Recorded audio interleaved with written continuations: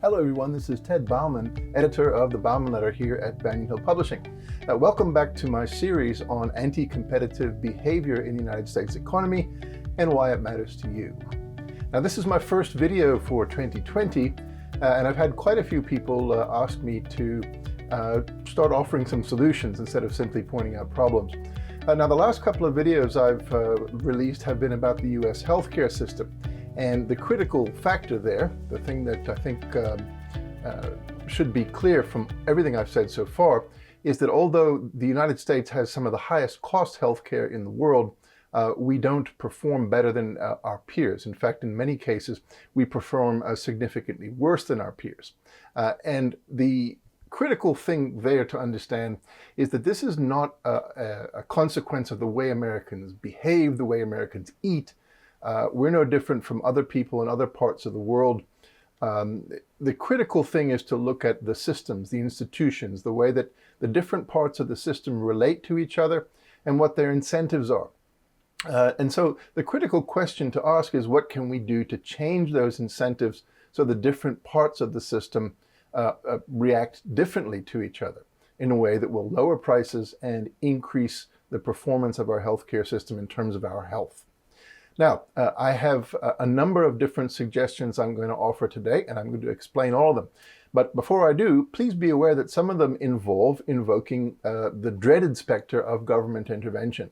Now, I know a lot of people are instinctively against intervention by government in anything big like the healthcare system. But the reality is, as I've shown already, is that the government is already all over our healthcare system. And not just in terms of Medicare and Medicaid and TRICARE and all the other government healthcare systems. All the regulations, all the laws, all the systems that are authorized by legislation that enable different players in the healthcare system to behave the way they do are part of government intervention. What I'm suggesting is we need to change the way the government intervenes, not to respond to the desires of vested interests like the hospital systems and the insurance companies and the physicians groups and those types of interests, but in the interest of the country as a whole, because a healthier, happier country that's not facing the threat of catastrophic financial crisis because of health problems would be a more productive country. So let's start with the number one recommendation. Break the link between employment and health insurance. If there's one thing that can be done to improve the nature of the healthcare system in the United States, it's to stop expecting employers to provide health insurance. It's a relic of a bygone age. It's a relic of a time when unions were a powerful factor in the United States, when large corporations employed lots of middle-class and working-class workers, and it made sense for employers to shoulder the burden of finding and making healthcare deals. The problem is that as the economy and society and politics have evolved, we no longer have that kind of relationship between employers and employees.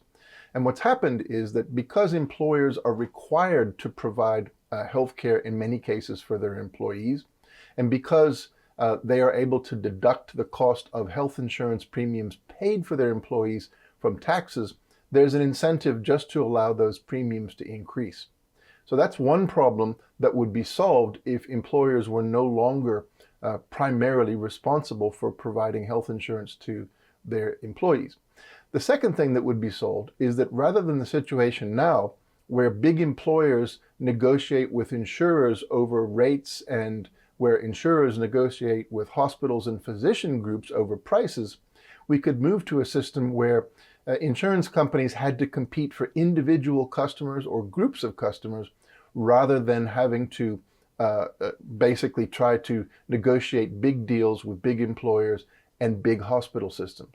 It's that institutional cluster, the employer, the insurance company, and the hospital, that doesn't have an incentive to reduce prices. It may sound paradoxical, but consider the fact that because employers can reduce their taxes by spending more on health insurance, there's no incentive for them to fight back against high insurance costs. And therefore, there's no incentive for insurers to fight back against high medical care prices. So that leads me to my second major recommendation. If you're not going to have a system where employers are the primary provider of insurance, what would you have? Well, first of all, you'd have a system where individuals could go out and look for insurance on their own, sort of like you do with the current Obamacare system. But there's a second component that has to be included here. And that's because right now, the problem with healthcare systems is that the pricing is opaque. There's no way to know what is actually happening in terms of pricing. You get into a hospital, you get into an accident, you go to a hospital, as I showed last time, and you can be hit with bills that are astronomical. And part of the reason for that is because you can't just go ahead of time and ask them while you're lying on the gurney waiting in the emergency room, well, how much is it going to cost me? That's not the way it works. So to recognize the fact that basically medical care pricing is subject to a different kind of consumer relationship than normal pricing, where you can go and compare the prices of different things, the second major solution would be, unfortunately for those who prefer no government insurance, or rather interference, to move to a regulation of medical care pricing by the public sphere.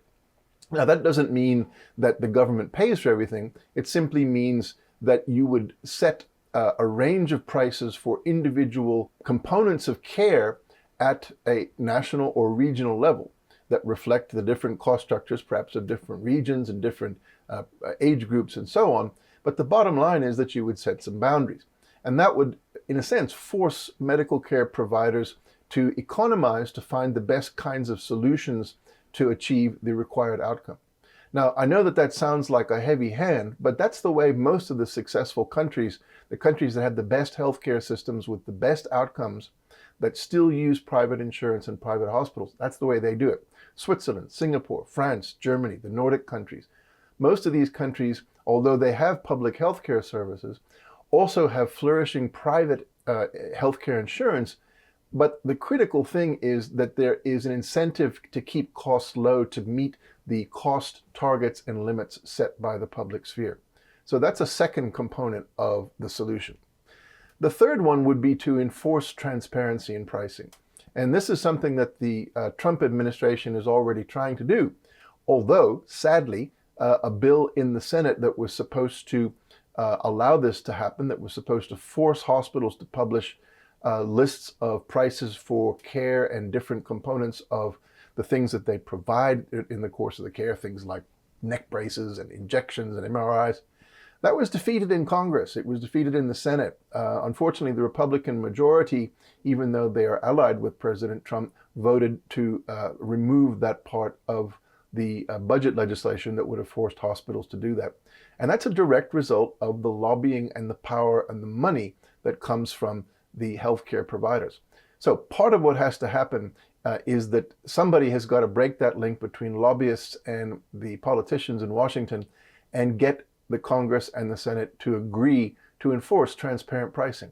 There is no reason on earth why patients should not be able to know ahead of time what they're going to pay for something when they go to a hospital. We know that when we buy a car. We know that when we buy a cup of coffee. We should know it when we have to go in for an angioplasty or any other kind of medical procedure. The next component of the solution, which also involves government regulation, unfortunately, but it's the nature of the beast, is that we need to step in to regulate monopoly. Right now, we have situations where particularly hospital and physicians groups are rapidly consolidating so that in many parts of the country, you only have one choice of healthcare provider. Now, as I've argued many times before, whenever you have a situation where there's only one provider of a service or a good, they can set their own price, and that's exactly what they do. And that's why in some cases you see these ridiculous differences between the prices of something like an inoculation between one part of the country and another. For example, recently I spoke about a procedure that was available in Louisiana for about $150 that cost more than $5,000 in Southern California. That's not a rational pricing situation, and it's only facilitated because of the consolidation of healthcare groups and the lack of options people have, plus that problem that I mentioned earlier, which is the nexus between employers, insurance companies, and hospitals. If you address those two things, preferably by limiting the ability of hospital groups to consolidate by encouraging competition And yes, by sometimes intervening and forcing hospital and physicians groups to break up into component pieces that compete with one another through the law, through regulation, that would make a huge difference. Again, this is something that the government needs to do, but it doesn't necessarily mean that it's against markets and free markets. What we're trying to do is restore free markets by getting people to basically compete with each other and lower prices that way. The fifth component I would argue is important is to empower non-physician providers. Right now, the medical profession in the United States enjoys a particular monopoly in the sense that they control access not only to who gets to be considered a physician, but what kinds of things physicians and non-physicians are allowed to do. That creates an enormous power on their part to limit competition for themselves. But as we've seen with the emergence of specialist nurses and nurse practitioners over the last decade or so, it's entirely possible for people who are not fully fledged doctors to perform and provide many services. If they could do that without as much regulation as there is now, regulation which is primarily motivated by the self-interests of doctors' groups and hospital groups, those people could step in to provide much needed care. That's particularly true of the kinds of services that would help people to address health problems before they become crises. Things like obesity, smoking, etc. All the kinds of things that really drive the demand side of the healthcare problem in the United States, they could be addressed by expanding the range of healthcare options available to people by allowing people like nurses and others who have the ability to address certain kinds of issues to compete fairly with the physicians themselves. Now, this is also something that involves changing current regulations, but it's something I've seen work in practice in countries like Uruguay and other parts of South America. And that is my number 6 recommendation: encourage alternatives to conventional insurance. Now, one of the things that really struck me when I went to Uruguay over the last 5 or 6 years or so is hearing stories about how physicians and hospital groups in those countries organize themselves. Essentially, the way it works in Uruguay is that a person will sign up with a hospital group and pay a fixed fee. And that fixed fee, which is paid monthly or annually, provides all the health care that an individual needs for the course of a year. Now, that can be for an individual or for a family. Now, obviously, there are certain kinds of procedures that might trigger additional fees, but for the most part, when a person signs up for a medical group, they're signing up directly with the hospital group rather than through an insurer. The hospital itself is acting as the insurer, as the actuary. The hospital is taking or setting the rate to join the hospital group by looking at its total expenditures and its total income over the year to make sure that it breaks out even, that it's charging enough for its services. And those are spectacularly successful approaches. You'll have hospital groups that cover particular areas of a country like Uruguay or Argentina or Chile. And these countries, or rather these hospital groups, often charge as little as $300 a month for a family of 4 or 5 or 6 people for full health care, everything they need in the normal course of events. Again, if somebody needs something special, there may be additional cost involved, but that's where people can purchase additional top-up insurance in case they need something major, if they end up with a chronic disease or require surgery, major surgery or something like that. So again, there are alternatives to the system we have right now, and the only thing that would be required to allow those alternatives to flourish is to get rid of the laws and the barriers that prevent those services from being attempted in the United States. Now, the next thing is something that goes part of the way to addressing what some people have raised, and that is that, yes, things like obesity, smoking, etc. do have an impact on healthcare in the United States and the nature of our system. But they're not the main driver. The main driver is the fact that preventive care is so difficult to access. Now, under Obamacare, insurers are required to give you physicals and inoculations and other preventive treatments at no cost. But there's a great deal more that people could be getting to prevent them from becoming chronic cases like diabetics or having coronary disease. And that is things like weight clinics, anti-smoking cessation all kinds of things that local clinics in many countries actually do supply. In many parts of Europe, for example, there are local health clinics that help people to organize exercise routines and basically point them in the direction of helping them to improve their core health so that they don't become bigger burdens on the medical system going forward. Now, that's a good case for the government to step in and provide a subsidy. Wouldn't you rather see the government spend healthcare money on preventing disease rather than curing it? It certainly is a lot less expensive to do so.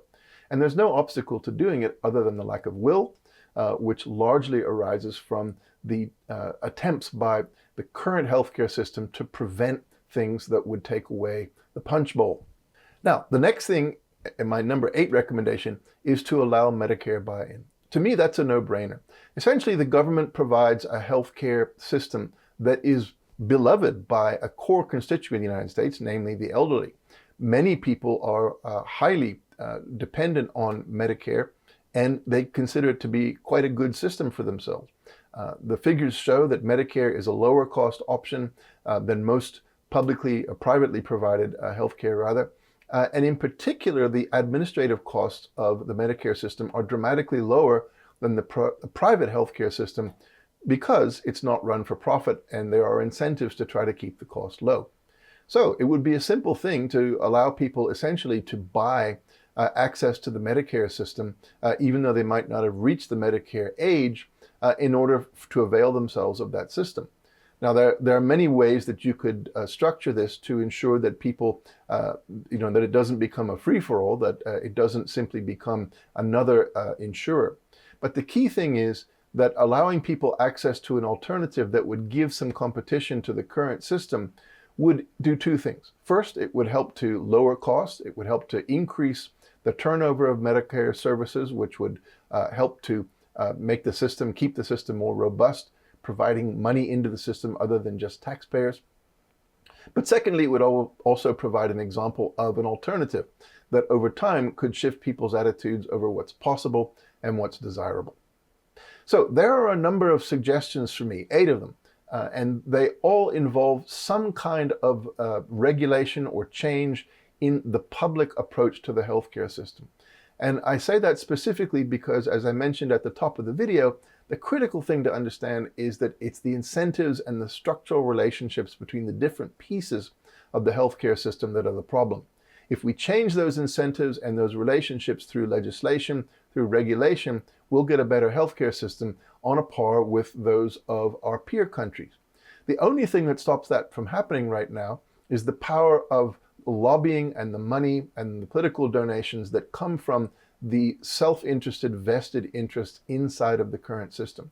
Now, that means that it's a political issue, but it doesn't mean that it's one that can't be solved, and it doesn't mean that it's one that is red or blue, Republican or Democrat. As I mentioned earlier, the Trump administration is trying very hard to implement some of my recommendations that I've made here today. Many of these recommendations form part of the platforms of Democratic presidential candidates. So if anything, this is an apolitical issue. It's one thing that everybody should be able to get behind. And the critical thing is, if we get it right, it will lower the cost of one of the most important services that any of us buy in our lifetimes, which will leave more money for us to spend on ourselves, leave more money to invest, make us all more prosperous as individuals and a society. So this is Ted Bauman, editor of the Bauman Letter, signing off. Next week, I address another part of the economy that is also riddled with anti-competitive behavior, and that is the telecommunications and broadband internet sector. So tune in next week. This is Ted Bauman signing off. Oh, and by the way, look down below and you will see a link to the Bauman Letter where you'll be able to sign up and get the rest of my insights, including my investment newsletter, the Bauman Letter, which is a great source of additional investment ideas, and including things like taxation ideas, etc. So make sure you look at the text below this video and go visit my Bauman Letter page, because if you're not a subscriber, you should be. Thank you very much.